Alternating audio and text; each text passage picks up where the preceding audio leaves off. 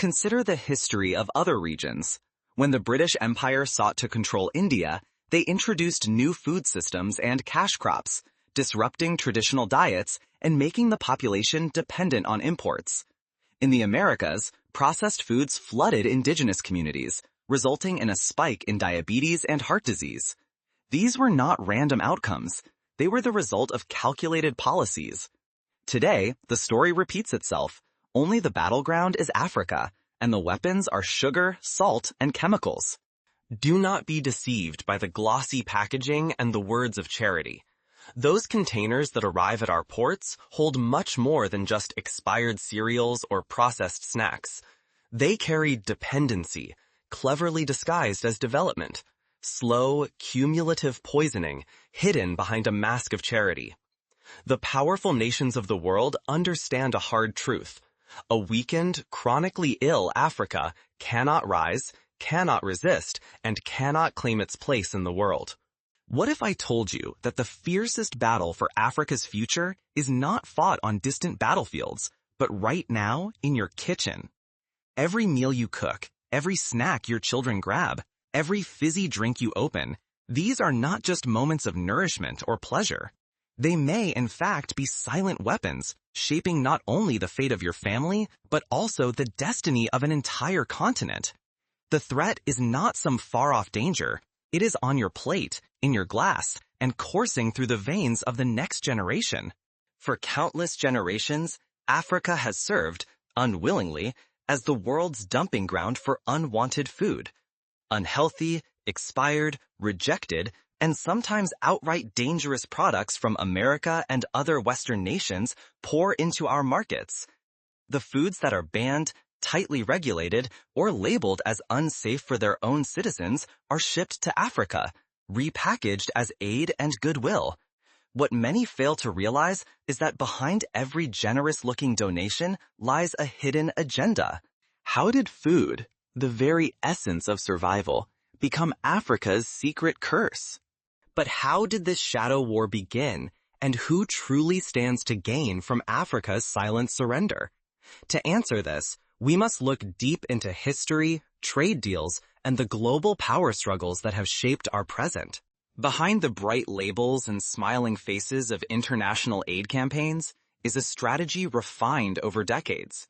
Chemical-laced oils, sugar-saturated drinks, genetically modified grains, these are placed on African tables, and the true cost is paid in health, strength, and lost futures. This is not a wild conspiracy, but a deliberate strategy. Undermine the continent from within, one meal at a time. The price of ignorance is catastrophic. If we do not act now, our children and grandchildren will inherit not only our land, but our chains as well. This is the battlefield hidden in plain sight, a silent war waged at every breakfast, lunch, and dinner. The question is, will we keep sleepwalking through this war, or will we fight back? Throughout the centuries, nearly every African harbor and border has echoed with the arrival of foreign ships and planes. Each vessel unloads mountains of flour, barrels of oil, sacks of cereal, and boxes of canned goods. These shipments are stamped with words like aid, donation, or development. However, behind these generous labels lies a harsh reality. Much of this imported food is loaded with additives, chemicals, and preservatives so dangerous that they are outlawed or tightly controlled in the very Western nations that manufacture them. As an example, consider the infamous case of trans fats. In America, the consumption of trans fats was linked to heart disease and was eventually banned by the Food and Drug Administration. Yet, even after this ban, American companies continue to produce foods with trans fats for export to Africa, where regulations were less strict. Similarly, certain pesticides banned in Europe for their carcinogenic properties have found their way into cereals sold in African markets, endangering millions. To Western corporations, Africa is not a partner, but an open dumping ground. When their warehouses overflow with surplus or substandard products, they do not discard them. They send them across the oceans to Africa's markets, where the hunger is real and the rules are weak. Cereals laced with forbidden pesticides, Oils thick with trans fats and sugary drinks engineered to be addictive are pushed onto African tables without warning or adequate labeling. This is not merely a matter of taste or convenience.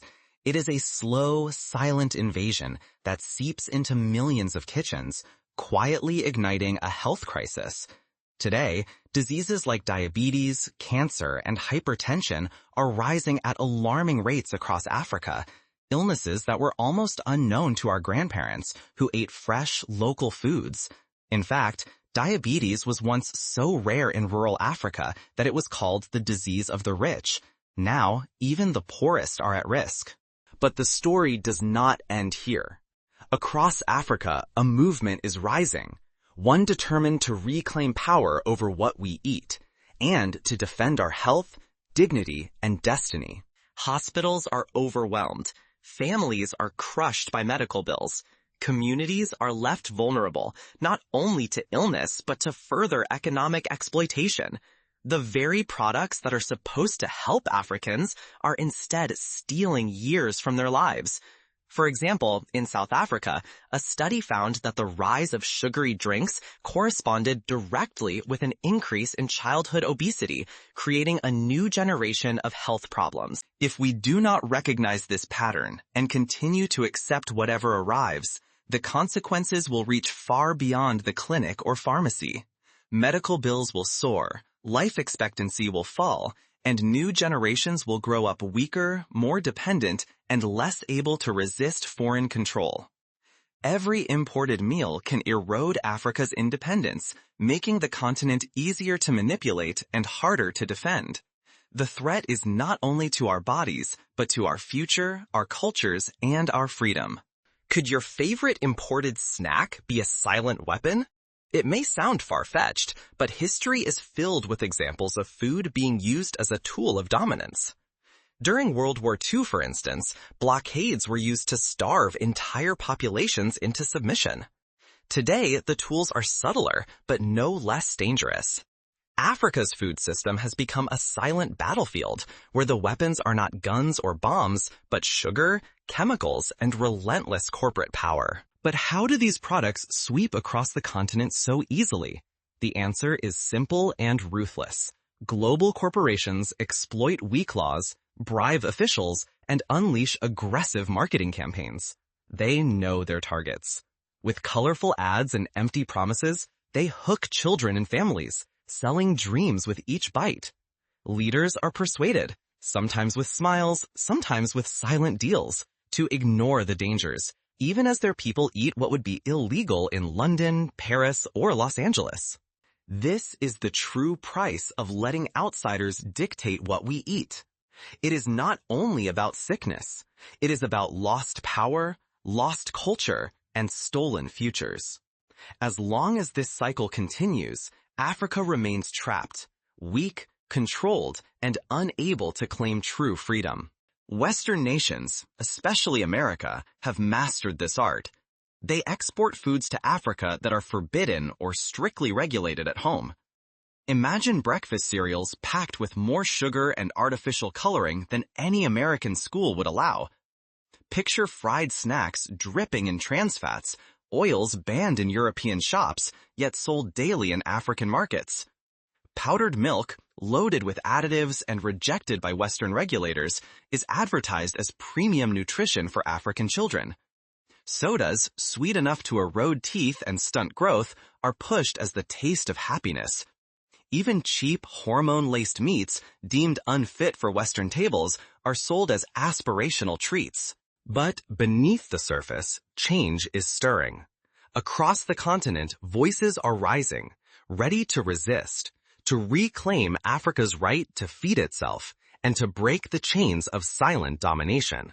How did this quiet invasion begin, and who profits the most from Africa's growing hunger for imported food? To answer that, we must look deeper into the system fueling this crisis. Africa faces a hard choice: submission or self-determination. Every decision we make will echo through centuries. Do we accept plates filled with foreign poisons, or do we reclaim our health, our land, and our power? This is not just careless business. It is a calculated strategy, one that echoes the tactics of colonial powers who once controlled Africa by manipulating what people could grow and eat. As these processed foods invade African kitchens, they do more than fill stomachs. They create addiction and dependency. The traditional African diet, once rich in millet, yams, fresh fish, and vegetables, is quietly replaced. In its place grows a new addiction: imported sugar, salt, and oil. The results are devastating. With every shipment, rates of diabetes, high blood pressure, and heart disease rise. Children grow weaker. Families suffer. The nation's health falters. And as sickness spreads, so does the need for foreign medicine, foreign doctors, and foreign solutions. Africa is caught in a loop, growing ever more vulnerable as its strength fades. If we keep welcoming imported foods laced with chemicals and banned substances, we lock ourselves into lasting weakness. Our children will grow up sicker, our communities will depend on outsiders, and our cultures will fade, leaving only shadows behind. Africa will become a continent shaped by others' interests, stripped of true sovereignty. True independence begins with the soil and the seed.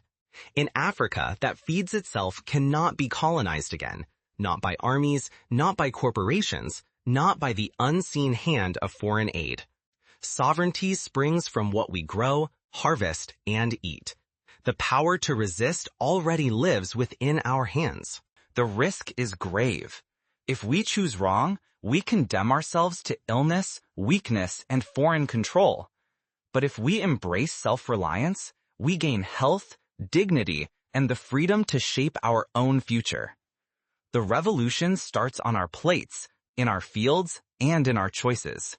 Yet another path is taking root. In Senegal, Nigeria, Ethiopia, and beyond, farmers are reviving ancestral grains and native crops, foods that once built empires and sustained our ancestors. For example, in Ethiopia, the revival of teff, a nutrient-rich ancient grain, is not only improving health but also boosting local economies. In Nigeria, the return to indigenous yams and millet is helping communities reclaim food sovereignty. Cooperatives and small businesses are transforming African superfoods like moringa, baobab, and fonio, keeping wealth inside our borders and strengthening local economies. But will we have the courage to break free from this cycle, or fall back into old habits? The answer lies in what we choose to do next. Across the continent, new movements are teaching the next generation to honor indigenous seeds, cook with intention, and heal with food. School gardens in Kenya, for instance, are teaching children to grow and cook traditional vegetables, while programs in Ghana encourage youth to learn ancestral cooking methods. Each time an African chooses millet over imported wheat or baobab over foreign sugar, it is an act of quiet rebellion. Every decision to support a local farmer, plant a backyard garden, or reject imported junk food is a declaration. We will not be poisoned into submission. We refuse to let our destiny be sold in distant boardrooms. The true battlefield is not in parliament halls or courtrooms. It lies at the dinner table. Each meal we serve, every product we buy, every bite our children eat shapes the destiny of Africa. If foreign food is a weapon, then our daily decisions are how we fight back. Knowledge. Educate your family and community about the hidden dangers and true origins of imported foods. Host workshops in your area or invite local health experts to speak at schools and churches. Use social media to share facts about banned additives and encourage others to check labels before buying. Talk openly with neighbors, in churches, and in classrooms. Let the truth about unhealthy, banned, or inferior goods spread. Awareness is our first shield. Next, stand behind leaders and policies that defend Africa's interests. Demand your officials block unsafe imports, support African farmers, and hold corporations accountable for what enters our markets. In Rwanda, for example, strong policies now restrict imported junk food and encourage local agriculture, leading to improvements in public health. Do not remain silent when harmful products flood your shelves.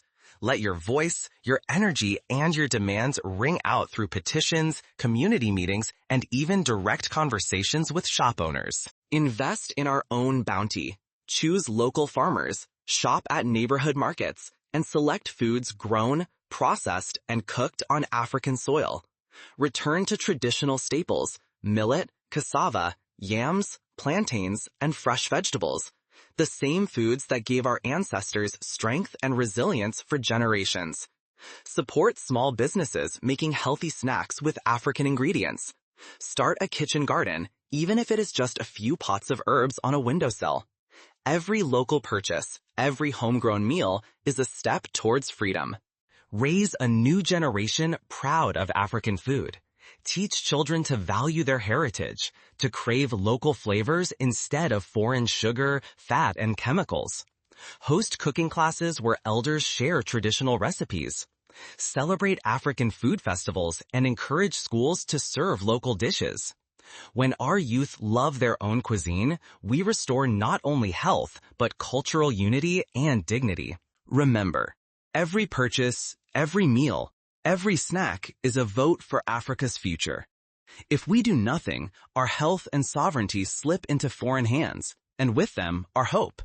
But when we act together, we gain strength, prosperity, and the power to choose our own destiny. The moment of decision has arrived. Just one step, one choice can spark a movement. Are you prepared to reclaim your plate and ignite an unstoppable revolution? This is not merely about food. It is about freedom, power, and the right to shape our own story. The next move is yours. The antidote is within your grasp. Will you take it? With every meal, you make a choice that shapes Africa's tomorrow. Each bite is a silent vote.